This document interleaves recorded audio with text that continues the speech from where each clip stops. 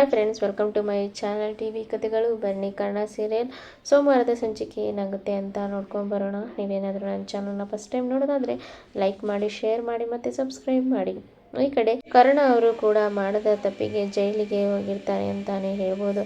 ಆದರೆ ರಮೇಶ್ ಅವರು ಕೂಡ ಅವರು ಜೈಲಿಗೆ ಹೋದದನ್ನು ನೋಡಿ ಇಲ್ಲಿ ತುಂಬಾ ಖುಷಿ ಪಡ್ತಾ ಇರ್ತಾರೆ. ನೀನು ನನ್ನ ಮಗನಿಗೆ ಜೈಲಿಗೆ ಹೋಗಬೇಕು, ಇಲ್ಲಾಂದರೆ MBBS ಮೊದಲಿನಿಂದ ಸ್ಟಾರ್ಟ್ ಮಾಡಬೇಕು ಅಂತ ಹೇಳಿದೆ ಇಲ್ಲ. ಅವನಿಗೆ ಆಪ್ಷನ್ ಆದರೂ ಕೊಟ್ಟಿದ್ರೆ, ನಿನಗೆ ಯಾವುದೇ ಆಪ್ಷನ್ನು ಇಲ್ಲ ಅಲ್ಲ, ಡೈರೆಕ್ಟು ನೀನು ಜೈಲಿಗೆ ಹೋಗಬೇಕು ಅಂತ ಇಲ್ಲಿ ಹೇಳ್ತಾ ಇರ್ತಾರೆ. ಆದರೆ ಅವರು ಮೂವರು ಕೂಡ ತುಂಬಾ ಖುಷಿಯಲ್ಲಿ ಇರ್ತಾರೆ ಅಂತಲೇ ಹೇಳ್ಬೋದು. ಮತ್ತು ಈ ಕಡೆ ಬಂಗಾರಿ ಅವರು ಕೂಡ ಕರ್ಣನ ಒಂದು ಸಾರಿ ನೋಡಬೇಕು ಅಂತ ಹೇಳಿ ಓಡೋಡಿ ಬರ್ತಾರೆ. ಆದರೆ ಅವರನ್ನು ನೋಡಿ ಅವರು ಶಾಕ್ ಆಗಿ ತಲೆ ಸುತ್ತಿ ಬಿದ್ದುಬಿಡ್ತಾರೆ. ಹಾಗೆ ಅವರಿಗೆ ಕರ್ಣನನ್ನು ನೋಡಿ ತುಂಬಾ ಬೇಜಾರಾಗಿರುತ್ತೆ ಅಂತಲೇ ಹೇಳ್ಬೋದು. ಮತ್ತು ಅವರು ಹಾಸ್ಪಿಟ್ಲಲ್ಲಿ ಕೂಡ ಕರ್ಣನ ಬಗ್ಗೆನೇ ಚಿಂತೆ ಮಾಡ್ತಾ ಮತ್ತು ಕರ್ಣನ ಹೆಸರನ್ನು ಕನವರಿಸ್ತಾ ಅವರು ಹಾಸ್ಪಿಟ್ಲಲ್ಲಿ ಟ್ರೀಟ್ಮೆಂಟು ತಗೊಳ್ತಾ ಇರ್ತಾರೆ. ಹಾಗೆ ನರ್ಸು ರೋಜಿಯವರು ಕೂಡ ಅವರನ್ನು ನೋಡ್ಕೊಳ್ತಾ ಇರ್ತಾರೆ. ಮತ್ತು ನಿತ್ಯ ಮತ್ತು ಈ ಕಡೆ ನಿಧಿ ಕೂಡ ಕರ್ಣನ ಬಿಡಿಸ್ಕೊಂಡು ಬರಬೇಕು, ಒಂದು ಸಲ ಪೊಲೀಸ್ ಸ್ಟೇಷನ್ಗೆ ಹೋಗ್ತೇವೆ ಅಂತ ಹೇಳಿ ಅಲ್ಲಿಂದ ಹೊರಡ್ತಾರೆ. ಹಾಗೆ ಪೊಲೀಸ್ ಸ್ಟೇಷನ್ಗೆ ಅವರು ಹೋಗ್ತಾ ಇರುವಾಗ ಅಲ್ಲಿರುವ ಎಲ್ಲ ಪೊಲೀಸವರು ಕೂಡ ನೀವು ಒಳಗೆ ಬರಲಿಕ್ಕೆ ಯಾವುದೇ ಅವಕಾಶವಿಲ್ಲ, ನೀವು ಅಲ್ಲೇ ಇರಬೇಕು ಅಂತ ಇಲ್ಲಿ ಇರ್ತಾರೆ. ಸರ್, ಒಂದು ಸಲ ನಾವು ಕರ್ಣ ಸರ್ ಹತ್ರ ಮಾತಾಡಬೇಕು, ಒಂದು ಸಲ ನಮ್ಮನ್ನು ಬಿಡಿ ಸರ್ ಅಂತ ಎಷ್ಟು ಅವರು ಕೇಳಿಕೊಂಡ್ರು ಈ ಕಡೆ ಪೊಲೀಸವರು ಅವರನ್ನು ಒಳಗಡೆ ಬಿಡೋದಿಲ್ಲ.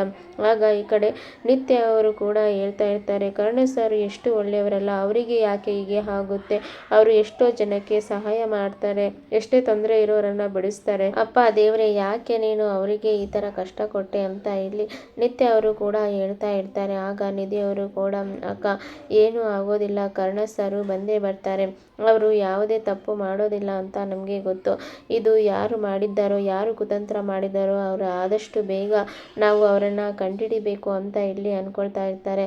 ಅಕ್ಕ ನಾವು ಇಲ್ಲೇ ಇದ್ದರೆ ಆಗೋದಿಲ್ಲ, ನಾವು ಆದಷ್ಟು ಬೇಗ ಎಲ್ಲರನ್ನ ಕರೆದು ನಾವು ಈಗ ಕರ್ಣ ಸರು ನಮಗೋಸ್ಕರ ಇಷ್ಟೆಲ್ಲ ಮಾಡಿದ್ದಾರೆ, ಅಂಥ ಸಾರನ್ನು ನಾವು ಜೈಲಲ್ಲಿ ಬಿಡೋಕ್ಕಾಗೋದಿಲ್ಲ, ಇದಕ್ಕೆ ನಾವು ಏನಾದರೂ ಪರಿಹಾರ ಮಾಡಬೇಕು, ಹಾಗೆ ನಾವು ಕರ್ಣ ಸರ್ನ ಜೈಲಿನಿಂದ ಬಿಡಿಸ್ಬೇಕು ಅಂತ ಹೇಳಿ ಅಂದ್ಕೊಂಡು ಅವರು ಹಾಸ್ಪಿಟ್ಲ್ ಹತ್ರ ಹೋಗ್ತಾ ಇರ್ತಾರೆ. ಆಗ ಈ ಕಡೆ ಹಾಸ್ಪಿಟ್ಲನ್ನು ಸೀಸ್ ಮಾಡಲಿಕ್ಕೆ ಎಲ್ಲರೂ ಅಧಿಕಾರಿಗಳು ಬಂದಿರ್ತಾರೆ. ನಿಮ್ಮ ಹಾಸ್ಪಿಟ್ಲು ಎಕ್ಸ್ಪೈರಿ ಆದ ಮೆಡಿಸನ್ನ ಕೊಡ್ತಾ ಇದೆ, ಆದ್ದರಿಂದ ಎಷ್ಟೋ ಜನಗಳ ಪ್ರಾಣ ಹೋಗ್ತಾ ಇದೆ, ನಾವು ಈ ಹಾಸ್ಪಿಟ್ಲನ್ನು ಮುಚ್ಚಬೇಕಾಗುತ್ತೆ, ಸೀಲ್ ಮಾಡಬೇಕಾಗುತ್ತೆ ಅಂತ ಹೇಳಿ ಅಧಿಕಾರಿಗಳು ಹಾಸ್ಪಿಟ್ಲನ್ನು ಸೀಲ್ ಮಾಡ್ತಾರೆ. ಇದನ್ನು ನೋಡಿದ ನಿತ್ಯ ಅವರಿಗೆ ಇನ್ನೂ ತುಂಬಾ ಬೇಜಾರಾಗುತ್ತೆ ಮತ್ತು ಇದನ್ನೆಲ್ಲ ಯಾರು ಮಾಡಿಸ್ತಿರ್ಬೋದು ಅಂತ ಹೇಳಿ ಅವರಿಗೆ ಅನುಮಾನವೂ ಬರುತ್ತೆ. ಆದರೆ ಇದನ್ನು ನೋಡಿದ ರಮೇಶ್ ಅವರು ಕೂಡ ತುಂಬಾ ಖುಷಿಯಲ್ಲಿ ಇರ್ತಾರೆ ಮತ್ತು ಅವರು ಕೂಡ ಈ ರೀತಿಯಲ್ಲಿ ಪ್ಲ್ಯಾನ್ ಮಾಡಿ ಎಲ್ಲವನ್ನ ಕೂಡ ಮಾಡಿಸಿರ್ತಾರೆ ಮತ್ತು ಅಧಿಕಾರಿಗಳಿಗೆ ಕೂಡ ದುಡ್ಡನ್ನು ಕೊಟ್ಟು ಈ ರೀತಿ ಎಲ್ಲ ಮಾಡಿಸಿರ್ತಾರೆ. ಆದರೆ ಈ ಕಡೆ ನಿಧಿಯವರು ಕೂಡ ನಮ್ಮ ಹಾಸ್ಪಿಟ್ಲು ಮತ್ತು ನಮ್ಮ ಕರ್ಣ ಸರನ್ನು ನಾವು ಯಾವುದೇ ಕಾರಣಕ್ಕೂ ಇದೇ ರೀತಿಯಾಗಿ ಬಿಡಬಾರ್ದು, ನಾವು ಏನಾದರೂ ಮಾಡಬೇಕು ಅಂತ ಹೇಳಿ ಎಲ್ಲ MBBS ಸ್ಟೂಡೆಂಟ್ಸಿಗೂ ಮತ್ತು ಎಲ್ಲ ನರ್ಸ್ ಸ್ಟಾಫ್ ವರ್ಕರ್ಸರೊಟ್ಟಿಗೂ ಎಲ್ಲ ರೀತಿಯಲ್ಲಿ ಮಾತನಾಡಿ, ನಮ್ಮ ಕರ್ಣ ಸಾರು ಎಷ್ಟೋ ಒಳ್ಳೆಯವರು, ಹಾಗೆ ನಮ್ಮ ವಸಿಷ್ಠ ಹಾಸ್ಪಿಟ್ಲು ನಮಗೆ ಅನ್ನ ಕೊಟ್ಟಿದೆ, ಹಾಗೆ ನಾವು ಇದನ್ನು ಬಿಡಲಿಕ್ಕೆ ಆಗೋದಿಲ್ಲ, ನಾವು ಇದಕ್ಕೆ ಏನು ಪರಿಹಾರ ಇದೆ ಅದನ್ನು ಕಂಡುಕೊಳ್ಬೇಕು, ಇದರ ಹಿಂದೆ ಯಾರು ಕೈವಾಡ ಇದೆ ಅದನ್ನು ತಿಳ್ಕೋಬೇಕು, ನಾವೆಲ್ಲರೂ ಒಗ್ಗಟ್ಟಾಗಿ ಹೋರಾಟ ಮಾಡೋಣ ಅಂತ ಇಲ್ಲಿ ಹೇಳ್ತಾ ಇರ್ತಾರೆ.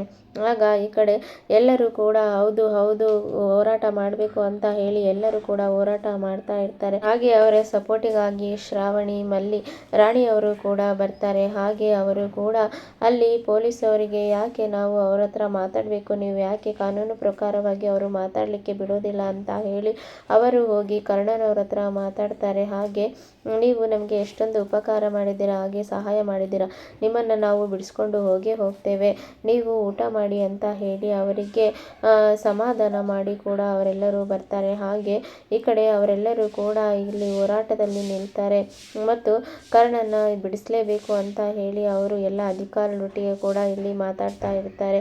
ಮತ್ತು ಈ ಕಡೆ ಎಲ್ಲ ರೀತಿಯ ಅಧಿಕಾರಿಗಳು ಕೂಡ ಇವರೆಲ್ಲರೂ ಬಂದಿರೋದನ್ನು ನೋಡಿ ಅಲ್ಲಿನ MLA ಅವರು ಕೂಡ ಅಲ್ಲಿಗೆ ಬಂದು ಏನಾಯಿತು ಹಾಗೆ ಹೀಗೆ ಅಂತ ಕೇಳುವಾಗ ಈ ರೀತಿಯಾಗಿ ಅವರು ಏನು ತಪ್ಪು ಮಾಡಿಲ್ಲ ಆದರೂ ಒಳಗೆ ಹಾಕಿದ್ದಾರೆ ಅಂತ ಇಲ್ಲಿ ಹೇಳುವಾಗ ಈ ಕಡೆ ಹೌದಾ, ನಾನು ಅದೆಲ್ಲವನ್ನು ಚೆಕ್ ಮಾಡಿಸ್ತೇನೆ ಅಂತ ಹೇಳಿ ಅಲ್ಲಿನ MLA ಅವರು ಕೂಡ ಅದನ್ನು ಚೆಕ್ ಮಾಡಿಸ್ತಾರೆ.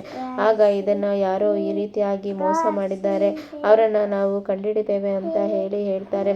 ಆದಷ್ಟು ಬೇಗ ಇವರನ್ನು ನಾವು ಬಿಡುಗಡೆ ಮಾಡಿಸ್ತೇವೆ ಅಂತ ಹೇಳಿ ಅಲ್ಲಿನ ಅಧಿಕಾರಿಗಳು ಕೂಡ ಹೇಳ್ತಾರೆ. ಆಗ ಈ ಕಡೆ ಅವರು ಕೂಡ ಎಲ್ಲವನ್ನ ಚೆಕ್ ಮಾಡಿಸಿದಾಗ ಈ ಕಡೆ CC ಕ್ಯಾಮ್ರಾದಲ್ಲಿ ಕೂಡ ಮನೀಶ್ ಅವರು ಕೂಡ ಆ ಎಲ್ಲ ಎಕ್ಸ್ಪೈರಿ ಟ್ಯಾಬ್ಲೆಟ್ಗಳನ್ನು ಇಟ್ಟಿರೋದು ಕಂಡು ಬರುತ್ತೆ. ಆಗ ಈ ಕಡೆ ಅದನ್ನು ಕಂಡು ಹಿಡಿದು ಅಧಿಕಾರಿಗಳು ಇವನೇ ಈ ರೀತಿಯಾಗಿ ಎಕ್ಸ್ಪೈರಿ ಡೇಟ್ ಮಾತ್ರೆಗಳನ್ನು ಇಟ್ಟಿತ್ತು ಅಂತ ಹೇಳಿ ಮನೀಶ್ನನ್ನು ಕೂಡ ಇಲ್ಲಿ ಇಟ್ಕೊಳ್ತಾರೆ. ಹಾಗೆ ಈ ಕಡೆ ಇದನ್ನು ಮಾಡಿಸಿದ್ದು ಯಾರು ಅಂತ ಕಂಡುಹಿಡಿಬೇಕಂತ ಹೇಳಿ ಮನೀಶ್ನನ್ನು ಜೈಲಿಗೆ ಹಾಕಿ ಕರುಣಾ ಸರ್ ಅವರನ್ನು ಬಿಡುಗಡೆ ಮಾಡ್ತಾರೆ. ಹಾಗೆ ಇವರೆಲ್ಲರೂ ಸೇರಿ ಈ ಕಡೆ ಕರುಣಾ ಸರ್ ಅವರನ್ನು ಬಿಡುಗಡೆ ಮಾಡ್ತಾರೆ. ಮತ್ತು ಮನೀಶ್ ಅವರು ಕೂಡ ಸಿಕ್ಕಾಕಿರೋದನ್ನು ಕಂಡು ಈ ಕಡೆ ತಾರಾ, ರಮೇಶ್, ಸಂಜಯ್ ಕೂಡ ಅವರು ತುಂಬಾ ಗಾಬರಿಯಲ್ಲಿ ಇರ್ತಾರೆ. ಅವರು ಎಲ್ಲಿ ನಮ್ಮ ವಿಚಾರವನ್ನು ಹೇಳ್ತಾರೆ ಅಂತ ಅಂದ್ಕೊಳ್ತಾ ಇರ್ತಾರೆ.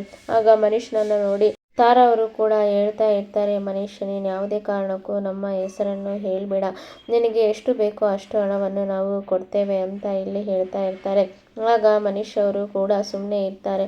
ಮತ್ತು ಈ ಕಡೆ ಪೊಲೀಸ್ ಅಧಿಕಾರಿಯವರು ಕೂಡ ಅವರು ಮನೀಶ್ಗೆ ಇಲ್ಲಿ ಎಳ್ಕೊಂಡು ಹೋಗ್ತಾರೆ. ಹಾಗೆ ಕರುಣಾ ಸರ್ ಅವರು ಕೂಡ ಅಲ್ಲಿ ಬಂದು ಮನೀಶ್ ಅವರಿಗೆ ಒಂದು ಏಟನ್ನು ಹೊಡೆದು, ನಮ್ಮ ಹಾಸ್ಪಿಟ್ಲಲ್ಲಿ ವರ್ಕ್ ಮಾಡಿ ನಮ್ಮ ಹಾಸ್ಪಿಟ್ಲ ಅನ್ನ ತಿಂದು ನಮಗೆ ದ್ರೋಹ ಬಗೆಯಲಿಕ್ಕೆ ನಿನಗೆ ಹೇಗಾದರೂ ಮನಸ್ಸು ಬಂತು, ಹಾಗೆ ಡೆಲಿವರಿ ಆದ ಹಸು ಕಂದಮ್ಮಗಳ ತಾಯಿಯರನ್ನು ನೀನು ಎಕ್ಸ್ಪೈರಿ ಡೇಟ್ ಮಾತ್ರೆಯನ್ನು ಕೊಟ್ಟು ಸಾಯಿಸಲಿಕ್ಕೆ ನಿನಗೆ ಹೇಗಾದರೂ ಮನಸ್ಸು ಬಂತು, ನಿನ್ನ ತಾಯಿಯು ನಿನಗೆ ಹೇಗೆ ಜನ್ಮ ಕೊಟ್ಟಿದ್ದಾಳೆ, ಆದರೆ ನೀನು ಅವರಿಗೆ ತಾಯಿನೇ ಇಲ್ದಂಗೆ ಅನಾಥನನ್ನು ಮಾಡಿದೆಯಲ್ಲ, ನೀನು ಒಬ್ಬ ಮನುಷ್ಯನ, ಛೀ ಪಾಪಿ ಅಂತ ಹೇಳಿ ಅವನನ್ನು ಹೊಡಿಲಿಕ್ಕೆ ಹೋಗ್ತಾರೆ. ಆಗ ಪೊಲೀಸ್ ಅವರು ಕೂಡ ಬಿಡಿ ಸರ್, ಅದನ್ನು ನೋಡ್ಕೊಳ್ಳಿಕ್ಕೆ ನಾವಿದ್ದೇವೆ, ಇವನಿಂದ ಹೇಗೆ ಬಾಯಿ ಬಿಡಿಸ್ಬೇಕು ಅಂತ ನಮಗೆ ಚೆನ್ನಾಗಿ ಗೊತ್ತಿದೆ ಅಂತ ಇಲ್ಲಿ ಹೇಳ್ತಾ ಇರ್ತಾರೆ.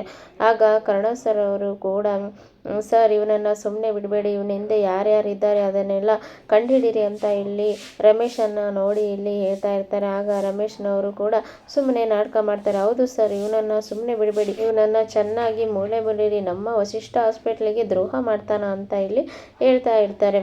ಹಾಗೆ ಈ ಕಡೆ ಕರುಣಾ ಅವರು ಕೂಡ ಹಾಸ್ಪಿಟ್ಲಿಗೆ ಬಂದು ಆ ಎಲ್ಲ ಅಧಿಕಾರಿಗಳೊಟ್ಟಿಗೆ ಮಾತನಾಡಿ ಆ ಸೀಲ್ ಎಲ್ಲವನ್ನು ತೆಗೆಸಿ ಅವರು ಎಲ್ಲ ಟ್ಯಾಬ್ಲೆಟ್ಗಳನ್ನು ಚೆಕ್ ಮಾಡಿಸಿ ಮತ್ತು ಆ ಸೈನನ್ನು ಯಾವ ರೀತಿ ಹಾಕಿದ್ರು ಅಂತ ಹೇಳಿ ಅವರು ನೆನಪನ್ನು ತಂದುಕೊಳ್ತಾ ಇರ್ತಾರೆ.